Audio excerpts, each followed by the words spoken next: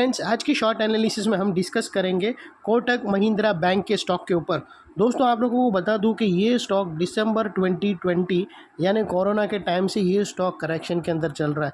अगर आप देखो ना तो दिसंबर 2020 तक कोरोना की वैक्सीन की न्यूज़ आ गए थे, लॉकडाउन ख़त्म हो चुका था, कोरोना काफ़ी हद तक अंडर कंट्रोल आ गया था और वो न्यूज़ के वजह से बहुत सारे स्टॉक वहाँ से भागना स्टार्ट कर दिए थे। रिलायंस भाग गया था, निफ्टी, बैंक निफ्टी सब वहाँ से ऑलमोस्ट देखो तो डबल हो गया। लेकिन ये स्टॉक देखो तो वहाँ पड़ा है और इसने दो अगर देखो ना तो ये 3.5-4 साल में दोस्तों इसने 620-25 रुपये की एक रेंज बनाया, वही रेंज पर घूम रहा है। और दोस्तों यहाँ पर और दोस्तों तुमको एक चीज़ बताता हूँ, आप तुम ये मतलब ये चीज़ ऐसी है ना कि तुमको लाइफ टाइम काम आएगी। दोस्तों, स्टॉप लॉस नहीं लेने का ना, वो तुमको वो बताता हूँ। स्टॉप लॉस अगर आप नहीं लेते हो ना तो उसका कितना बड़ा वो नुकसान। अगर मेरे को कितने लोगों के इसमें मैसेज आए दोस्तों, यहाँ पर है ना एक मतलब देखो ये एक रेंज थी और उसने दोस्तों ये रेंज के बीच में स्टॉक ने एक बार ब्रेकआउट दिया था और कुछ लोगों ने एंट्री लिया और वो ब्रेकआउट के बाद उन लोग ने स्टॉप लॉस उन लोग से होता नहीं है, स्टॉप लॉस पे उन लोग निकलते ही नहीं है और उन लोग फंस गए। और भी देखो एग्जांपल बता रहा हूँ कि समझो तुमने 1000 रुपये का तुमने ट्रेड लिया और तुम्हारा 200 रुपया तुम्हारा स्टॉप लॉस है, तो तुम 200 रुपया मतलब लॉस होने के डर से तुम स्टॉप लॉस लेते नहीं हो और तुम 4.5 साल फंस गए ये स्टॉक के अंदर।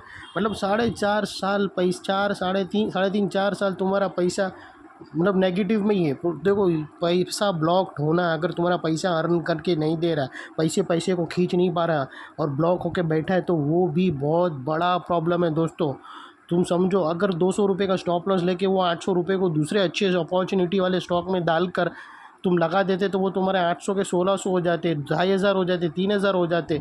लेकिन दोस्तों तुम 200 रुपये के लॉस के मतलब वो प्रॉब्लम वो लॉस का अमाउंट देखकर तुम फंसे। इसीलिए बोलते स्टॉप लॉस सही जगह पर, अगर तुम्हारा पैसा नहीं बन रहा है, स्टॉप लॉस हिट हो रहा है तो निकल जाओ। और दोस्तों अगर फिर दूसरा और चीज़ क्या होती है कि समझो तुम होल्ड भी करते हो और यहाँ से स्टॉक ब्रेकडाउन हो जाता है, तो ये पता है ये जो समझो ये तुम 3.5 साल बैठे भी और समझो ये चैनल नीचे ब्रेक डाउन हो गई, तो तुमको पता है ये जो चैनल का जो रेंज है ना दोस्तों 625 रुपया, वो स्टॉक का 39% निकल के आता है। यानी एग्जांपल अगर समझो आप तुम्हारा 800 रुपया है, वो ऑलरेडी यहाँ पर पहुँचते पहुँचते तो तुम्हारा 600 रुपया तो माइनस में है। उसके बाद यहाँ से और ब्रेकडाउन होगा तो और 39% यानी 40% अमाउंट और उड़ जाएंगी, तो फिर बचेगा क्या। तो फिर ऐसे ही लोगों के अकाउंट है ना ज़ीरो हो जाते, गलत स्टॉक पे एंट्री लेते, सोचते ही कि स्टॉप लॉस लेंगे नहीं अभी ऊपर आ जाएगा, ये वो न्यूज़ आएंगी, ये वो चीज़ नहीं। देखो दोस्तों, स्टॉप लॉस हिट हुआ मतलब सिस्टम बेस्ड ट्रेडिंग होना चाहिए, इमोशनल लेस, मतलब बिना इमोशनल वाली। स्टॉप लॉस हिट हुआ निकल जाओ।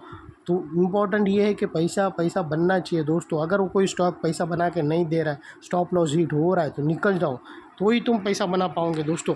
अभी हम जाते हैं सीधा और चार्ट पे फर्दर एनालिसिस करते हैं दोस्तों। अगर आप देखो ना तो दोस्तों स्टॉक का ये जो लोअर एंड है वो तकरीबन 1630 के पास है और स्टॉक का जो अपर साइड है दोस्तों वो अगर आप देखो ना तो 2252 यानी 2250, ये दो रेंज के अंदर स्टॉक फंसा हुआ पड़ा है दोस्तों। अभी एक चीज़ और दोस्तों आप लोगों को बता दूं कि उसने एक बार तो ये इसको लोअर को उसने ब्रेक डाउन भी किया, लेकिन एक कैंडल क्लोज की, दूसरी 2 कैंडल क्लोज नहीं हुई और ऊपर आ गया दोस्तों ये लगभग। और अभी भी वो कॉमा में ही है, अगर यहाँ से स्ट्रगल करके ऊपर निकल गया तो ठीक है, वरना अभी भी चांसेस है इसके नीचे के साइड टूटने के। लेकिन दोस्तों मैं आप लोगों को एक एरिया बताता हूँ, डरने की बात नहीं है। अगर वो एरिया के बाहर अगर स्टॉक निकल जाता है तो पॉसिबल है कि वो अपर एंड पर आ सकता है एक बार। अभी दोस्तों वो एरिया क्या है वो मैं आप लोगों को बताता हूँ फ्रेंड्स। अगर देखो ये ट्रेंड लाइन के ऊपर स्टॉक अगर निकलता है और आपको मैं ये ट्रेंड लाइन के ऊपर मैं आपको एक एरिया बताता हूँ फ्रेंड्स, अगर उसके ऊपर क्लोजिंग दे देता है, जिसको हम ये जो स्विंग के ऊपर अगर क्लोजिंग दे दिया स्टॉक ने, देखो ये एग्जैक्टली है ना 50% एरिया बन रहा है। और देखो ये 50% है नीचे का और ये ऊपर का 50, मोटा मोटी देखो तो 50% है दोनों अप साइड का। अगर स्टॉक समझो ये जो स्विंग को निकाल देता है और उसके ऊपर सक्सेसफुली क्लोज हो जाता है 1983 के पास, अगर ये सक्सेसफुली क्लोज दे देता है 2 कैंडल, तो फिर पॉसिबल इसकी चांसेस ज़्यादा है कि ये अपर एंड पर आएगा फ्रेंड्स। और ये अपर एंड 2252 है। अगर 2252 पे आ जाता है तो तुम वहाँ पर भी प्रॉफिट बुक कर सकते हो और अपने एडवाइज़र को पूछकर आपको अगर स्टॉक से बाहर निकलना हो तो निकल सकते हो। लेकिन दोस्तों अगर समझो 2252 पे भी कंसोलिडेट करके ये स्टॉक अपसाइड ब्रेकआउट हुआ, और एक चीज़ भी याद रखना दोस्तों, जो जितना टाइम ज़्यादा कंसोलिडेट करता है देखो, क्योंकि दोस्तों अपसाइड भी ये पैटर्न ब्रेकआउट होती है, और अगर 2252 के ऊपर अगर सक्सेसफुली क्लोज हो गया दोस्तों, तो फिर यहाँ से स्टॉक और अपसाइड जाएगा, जो स्टॉक को लेके जाएगा 2800 तक। और तुरंत 2800 नहीं आएगा, साइडवे होके वॉलेटाइल होके जाएगा, लेकिन 2800 के अल्टीमेट टारगेट आएंगे। और अगर नीचे ब्रेक डाउन हुआ ना दोस्तों, तो उसका फर्स्ट टारगेट ये वाले एरिया पे आएगा, 1200 पे आएगा, और फिर उसके बाद और भी नीचे के टारगेट है वो तकरीबन 1000 के नीचे है। तो दोस्तों ये थी एनालिसिस।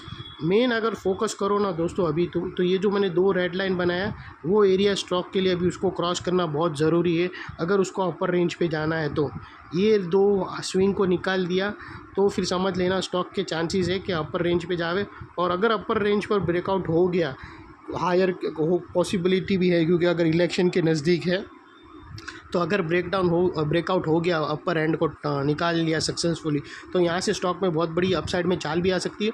और दोस्तों ये स्टॉक की एक कहानी होती है, देखो अगर कंसोलिडेशन बन रहा है, पैटर्न बन रहा है 4 साल का, तो अगर कंपनी अच्छा करेंगी तो ब्रेकआउट होगा, तो ऑब्वियसली इसके अंदर बहुत सारे इन्वेस्टर एंटर होंगे, तो वो भी एक अपॉर्चुनिटी रहेंगी। लेकिन अनलेस एंड अनटिल अभी स्टॉक का यही एनालिसिस है कि ये मिड रेंज जो 2 रेड लाइन बनाया वो ब्रेकआउट होना चाहिए। ये थी एनालिसिस। अच्छी लगे तो प्लीज़ मेरी चैनल को लाइक शेयर सब्सक्राइब करते रहना फ्रेंड्स। Thank you.